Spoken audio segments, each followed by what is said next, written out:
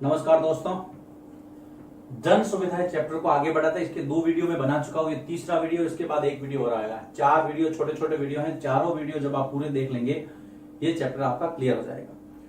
मैं पहले ही आपको बता चुका हूं कि ये चैप्टर हमारे जीवन से जुड़ा हुआ है, इसलिए जन सुविधाओं की जब भी बात आती है तो हम अपने आसपास की हमारी जो मूलभूत आवश्यकता है उसको लेकर के आपको देखना है। अब आज का जो टॉपिक है वो है कि जन सुविधाओं को लागू करने की जिम्मेदारी सरकार पर क्यों होनी चाहिए। सीधा सीधा प्रश्न आता है। इस प्रश्न का पर्टिकुलर आंसर हमारे चैप्टर में कहीं आपको मिलेगा नहीं, इसलिए हमने इसको कंपाइल करके एक जगह लिखने की मैं कोशिश करूंगा। अगर आपको ये प्रश्न पूछ ले कि जन सुविधाओं को लागू करने की जो जवाबदारी है या उपलब्ध करवाने की जो जिम्मेदारी है वो सरकार की क्यों होनी चाहिए, आपको ये 4 बिंदु जो मैं लिखवाऊंगा वो आपको लिखना है। तो हम शुरू करते हैं। टॉपिक हमारा कि जन सुविधाएं उपलब्ध करने या करवाने की जिम्मेदारी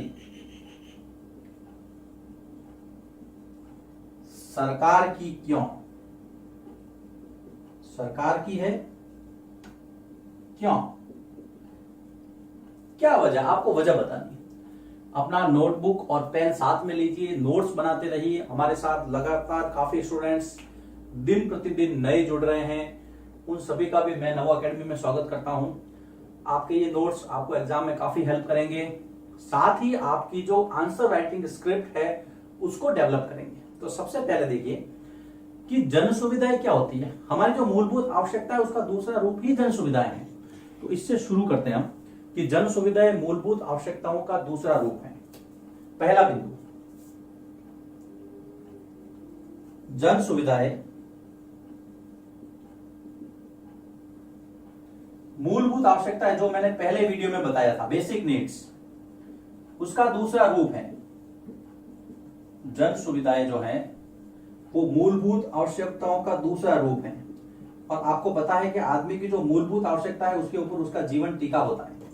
और जब आदमी मूलभूत आवश्यकताओं के लिए किसी निजी कंपनी की तरफ तो देख नहीं सकता, ये सरकार की तरफ ही देखेगा। तो जन सुविधाएं जो है वो मूलभूत आवश्यकताओं का दूसरा रूप है।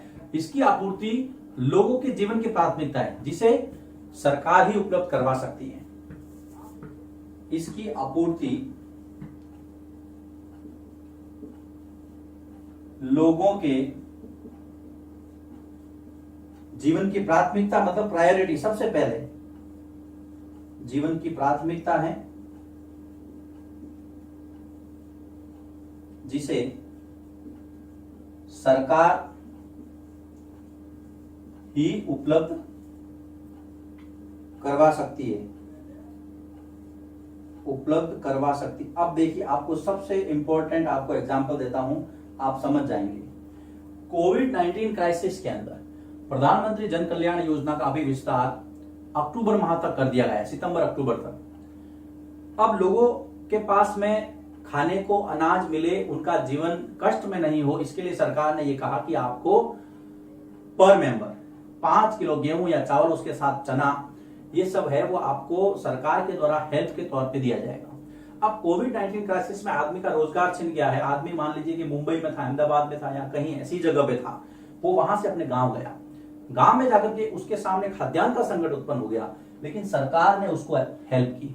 तो सरकार ने जब उसको हेल्प की तो देखिए, ये बेसिक नीड्स है, भोजन उसका बेसिक नीड्स है, उसकी मूलभूत आवश्यकता, जिसको सरकार उपलब्ध करवा रही। कोई कंपनी ने थोड़ी कहा कि हम भारत के सभी लोगों को, या जो लोग इस क्राइसिस से गुजरे या जो भी गरीब हैं या जो वंचित हैं, उनको हम अनाज दें। निजी कंपनी कभी नहीं देगी, सरकार ही देगी, क्योंकि सरकार चुन करके आई है और उसका मुख्य एजेंडा यही है, लोक कल्याण है।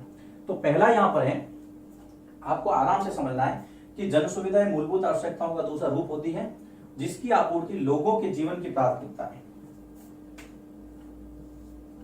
ये जीवन की प्राथमिकता है और जिसे सरकार ही पूरा कर सकती है। अब हम दूसरे बिंदु की ओर बात करते हैं। निजी कंपनी हमेशा फायदे के लिए काम करती है, वो कभी भी जन कल्याण के कामों में ज्यादा रुचि नहीं दिखाती है।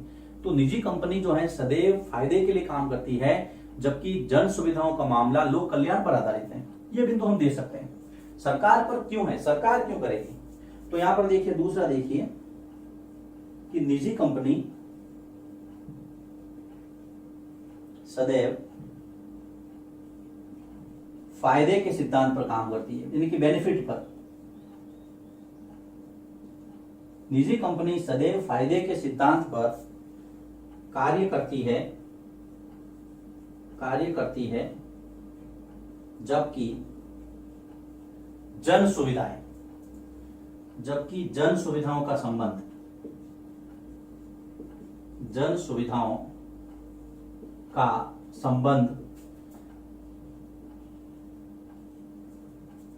लोक कल्याण से है।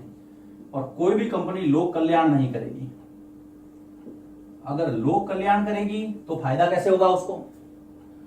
इसलिए दोस्तों, निजी कंपनी इस सिद्धांत पर काम नहीं करती है, इसलिए सरकार हमेशा जन सुविधाएं उपलब्ध करवाती है, क्योंकि जन सुविधाएं सदैव लोक कल्याण के लिए उपलब्ध करवाई जाती है। इसलिए यह जरूरी है कि सरकार उपलब्ध करवाए। अब हम तीसरे बिंदु पर आते हैं कि सरकार को लोगों द्वारा जनहित के काम के लिए चुना जाता है। सिंपल सी बात है, सरकार किसके लिए चुनी जाती है? लोगों के भले के लिए। तो सरकार को लोगों द्वारा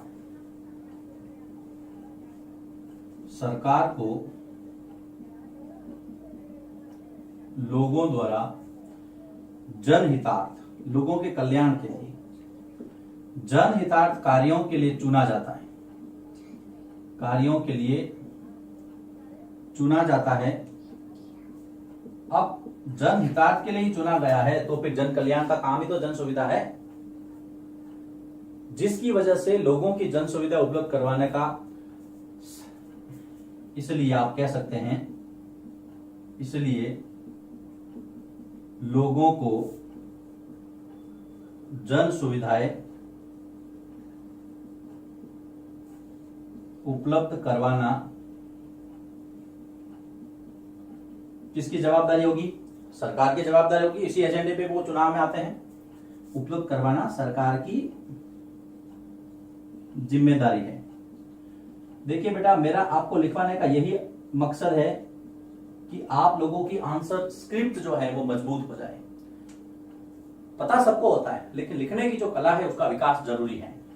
अगर मैं चाहूं तो पहले इसको लिख करके फिर आपको सीधे सीधे 2 मिनट में वीडियो खत्म कर सकता हूं, लेकिन नहीं, उससे मेरा मकसद हासिल नहीं होगा। मेरा मकसद ये है कि आपको आंसर स्क्रिप्ट जो है वो राइटिंग स्क्रिप्ट है, आंसर को देने की जो शैली है आपकी, उसके अंदर कैसे मैं आपको आगे ला पाऊं।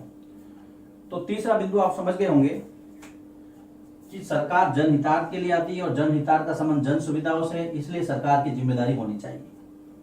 अब इसका चौथा बिंदु, 4 बिंदु, कोई भी प्रश्न आएगा 5 अंक आएगा, 4 अंक आएगा, 2 अंक आएगा, तो आप इसको लिस्ट आउट कर सकते हैं छोटे से पॉइंट में, लेकिन विस्तार से लिखना है तो कम से कम आपको 4 बिंदु लिखने पड़ेंगे।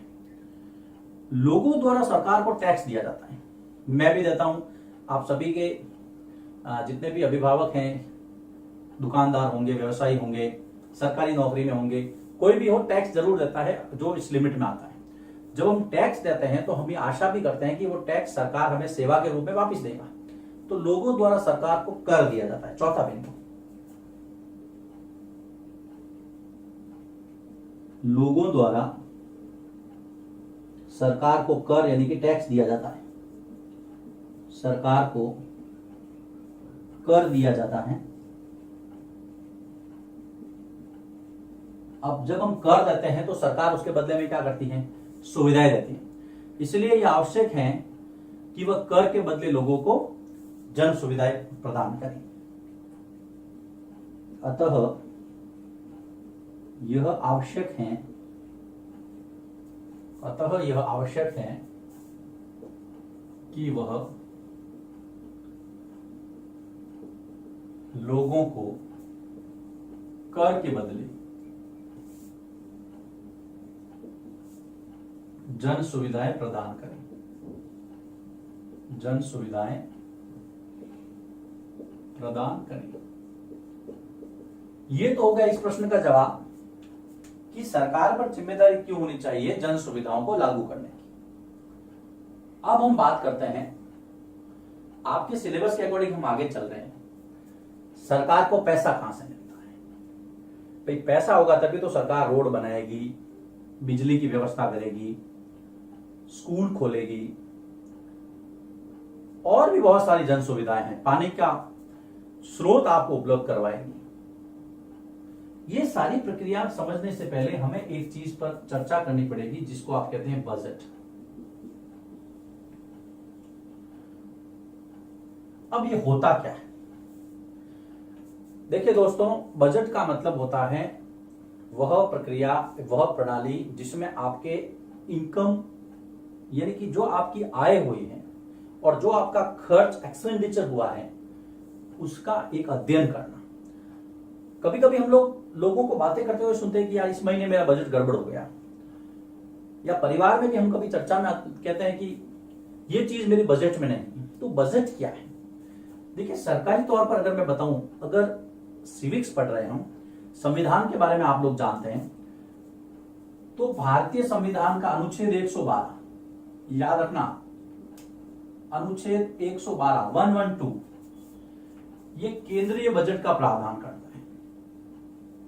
अब आप कहोगे सर आप तो बजट समझाने लगे थे, लेकिन आपने तो आंकड़ा हमें और बता दिया 112 का, लेकिन बजट तो आया नहीं। बिल्कुल सही बात है आपकी। अब मैं बजट को चर्चा में लाता हूं। एक वित्तीय वर्ष, ध्यान रखना। अब आप वित्तीय वर्ष से परेशान मत हो। वित्तीय वर्ष, वर्ष का मतलब वर्ष है, लेकिन उस वर्ष में कब? 1 अप्रैल से लगा करके 31 मार्च तक। 1 अप्रैल से शुरू होगा आपका और 31 मार्च तक खत्म होगा। इस साल के अंदर एक वित्तीय वर्ष के दौरान सरकार के आय मतलब इनकम, व्यय मतलब खर्च एक्सपेंडिचर का लेखा जोखा, यह व्यय कहलाता है। लेखा जोखा मतलब हिसाब करना, पैसा कहां से आया, पैसा कहां को जाएगा। 2 चीजें होगी, रुपया आया कहां से और रुपया गया कहां। इन 2 चीजों पे आप ध्यान देना। अब पैसा आता कहां से? तो सबसे ज्यादा पैसा आता है कर से। कर भी बहुत सारे हैं, जैसे इनकम टैक्स है, सर्विस टैक्स है, गुड्स टैक्स है, माल वाला। कुछ नाम ले सकते हैं हम, जैसे सेवा शुल्क,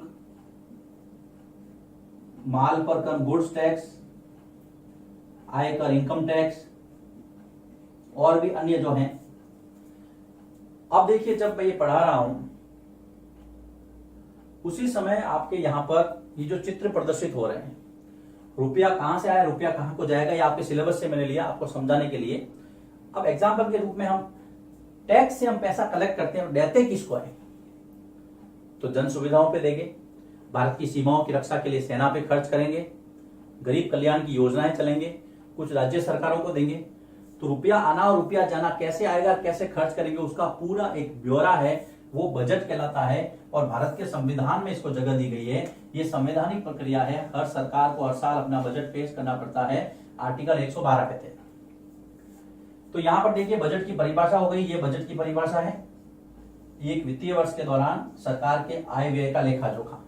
उसमें होता क्या है कि रुपया कहां आएगा, रुपया जाएगा कहां। मान लीजिए आपने रक्षा पर खर्च किया, आपने बहुत सारी योजनाएं चलाई, उन पे खर्च किया, आपने जन सुविधाएं उपलब्ध करवाई लोगों के लिए, इंफ्रास्ट्रक्चर चलाया, स्कूल बनवाए, कॉलेज बनवाए, अस्पताल बनवाए, उस पर खर्च किया। ये एग्जाम्पल है, आप चित्र में देख सकते हैं। तो कहने का मतलब यह है मित्रों, पैसा होगा तो सरकार भी काम करेगी। इसलिए सरकार बार बार कहती है कि इनकम टैक्स भरिए, आपके टैक्स से हम आपको सुविधाएं देते हैं। अब हमारे मन में एक प्रश्न आ सकता है कि जो इनकम टैक्स नहीं देता है, क्या उसको सुविधा नहीं मिलेगी? उसको सुविधा मिलेगी, क्यों नहीं मिलेगी? भाई, मूलभूत सुविधाएं उसका अधिकार है, सरकार ने उसको जीवन की स्वतंत्रता दी है, और जो बेसिक नीड्स है उसकी, वो सरकार उसको उपलब्ध करवाएगी। तो इस वीडियो में हमने क्या देखा कि सरकार की जवाबदारी क्यों होती है, उसके 4 तर्क दिए हमने। आपको ये तर्क याद रखने हैं, नोट के रूप में मेंटेन करने हैं। ये पहला है, ये दूसरा है, ये तीसरा है और ये चौथा है। उसके बाद में मैंने बजट की परिभाषा दी, बजट में पैसा कहां से आता है, पैसा कहां को जाता है, छोटे से एग्जाम्पल के द्वारा आपको समझाया, और इसका संवैधानिक प्रावधान क्या है वो भी बता दिया। आपको ध्यान रखना है कि फरवरी माह के पहला कार्य दिवस जो भी होता है संसद में बजट पेश होता है, वित्त मंत्री इसको पेश करते हैं। ये बहुत सारी अलग प्रक्रियाएं हैं और सिलेबस में इतना कोई विस्तार से नहीं दिया है, लेकिन मोटा मोटा आपको पता होना चाहिए। अब दोस्तों एक वीडियो इसका बाकी रहा है, इस चैप्टर का एक वीडियो जब पूरा हो जाएगा तो ये चैप्टर पूरा हो जाएगा, फिर हम इसके प्रश्न उत्तर और शब्द संकलन पर चर्चा करेंगे।